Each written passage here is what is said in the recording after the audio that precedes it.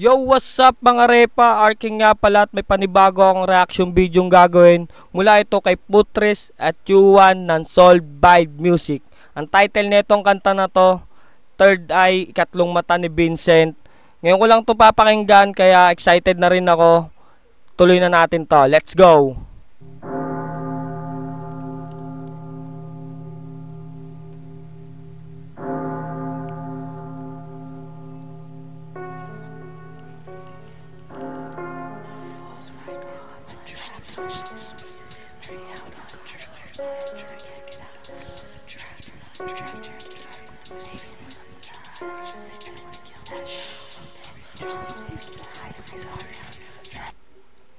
Grabe ang intro niya, no?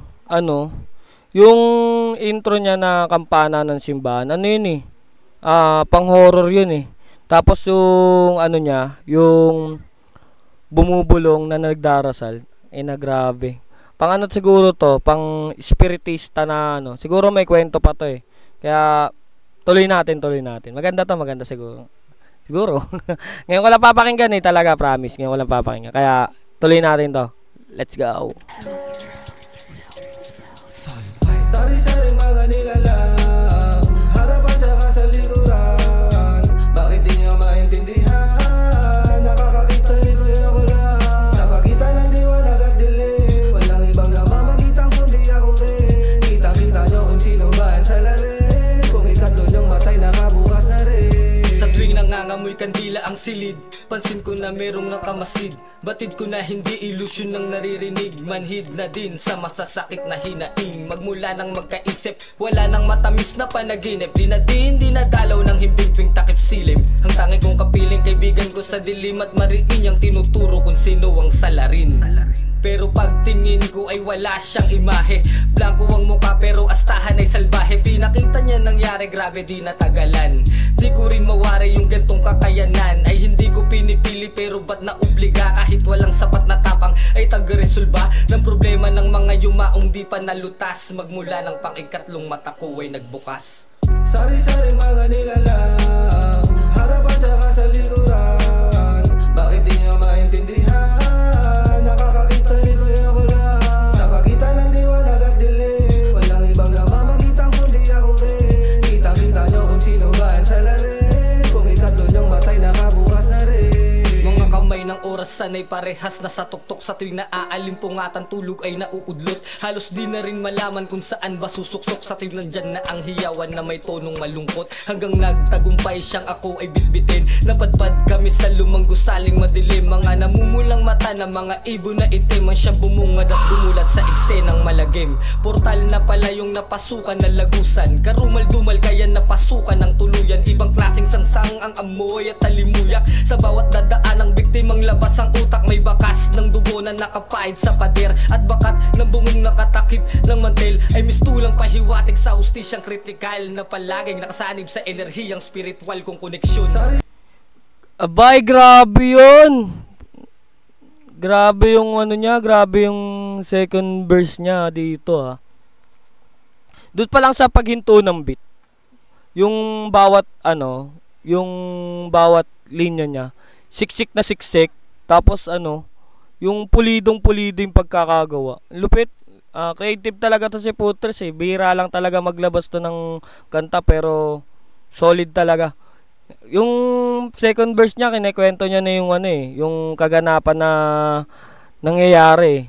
Pwede pala to si Putres sa mga kasong hindi pa na re-resolba. Siguro to eh. Bata ni Ed Caluwag eh, spiritista. Hindi, joke lang, tuloy natin. Sari-saring mga nilalang, harapan tsaka sa likuran. Bakit di nyo maintindihan? Nakakakita nito ako lang. Sa pagitan ng diwanag at dilim, walang ibang namamagitan kundi ako rin. Kitang-kita nyo kung sino ba ang salarin. Kung ikatlo nyong matay nakabukas na rin. Sumpa ba o regalo? Nakakapanibago kung Diyos na ang may akda. Parang ang hirap magreklamo, subalit aminado na medyo dismayado, diskumpyadong maging susi sa mensaheng may kandado. Pumikit man ay rinig ko pa rin ng mga hiyawan ng mga kaluluwang ustisya ang pinaglalaban. Mahirap magpatunay na ako ang siyang tulay at naging saksing buhay sa mundo ng mga patay. Gusto kong matulog, madilim ang bawat sulok. Tanging ilaw na mula sa telebisyong di nahugot. Labirinto ba ito ng takot at bangungot? Namulat sa realidad nung bigla kong nahulog. Tapos na yun. Yun, tapos na pala. Ano masabi nyo? Hindi. Hindi, ano to,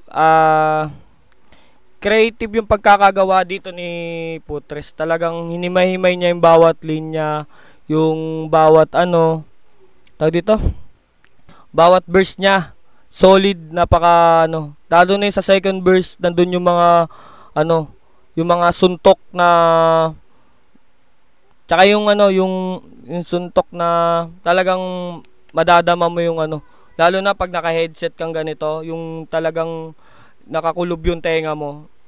Maano mo talaga yung mensahe, madadama mo.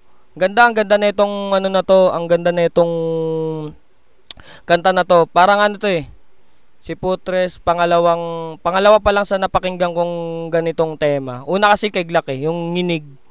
Tapos siya lahat ng artist siguro, siya pa lang yung napapakinggan ko na ito. Siya pa lang. Kaya siguro may gumawa na pero siya pa lang napapakinggan ko.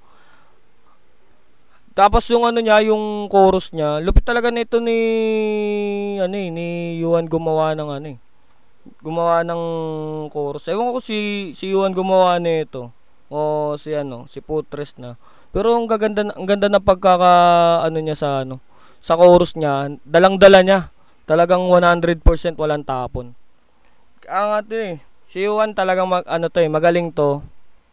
Mapalab song man or mga boom bap, talagang nadadala niya. Talagang kahit busy tong taong to, bantay ka na muna sa tindahan mo, bro. Hindi, joke lang pare.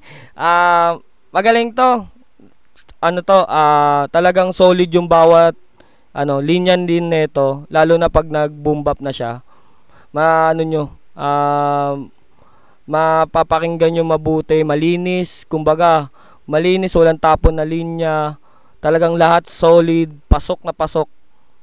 Yun lang ang galing nyo dito, wala akong masabi rito kasi creative yung pagkakagawa kaya parang para sa akin originality nitong ginawa nyo.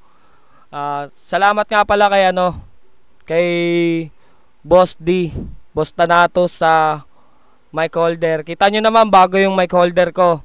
Tapos, itong keyboard ko, mechanical keyboard. Masyado maingay yung keyboard mo, pero napakasarap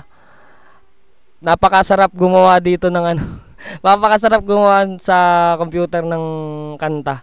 Na dito ako magagawa, dito ako magta-type. Hindi na muna sa cellphone kasi, feel na feel ko F na F ko tong, F na F ko tong keyboard mo. May na ako para maladetron na tong itong kwarto. Hindi, joke lang. Yun na, tsaka sa yung pala yung ending masyadong mahaba. Dapat mga nasa 5 seconds lang or 8, kahit 10 na siguro, kahit 10. Masyadong mahaba, ilang minuto pa yan siguro, ilang minuto or seconds pa yan. Yun lang, napakaganda, napakagaling, creative. Sa lahat na magpapa-react dyan, send link na lang, tuwing linggo lang ako gagawa. Alam niyo naman, pamilyadong tao na busy sa buhay, kaya kumbaga tuwing linggo lang ako available. Yun lang guys.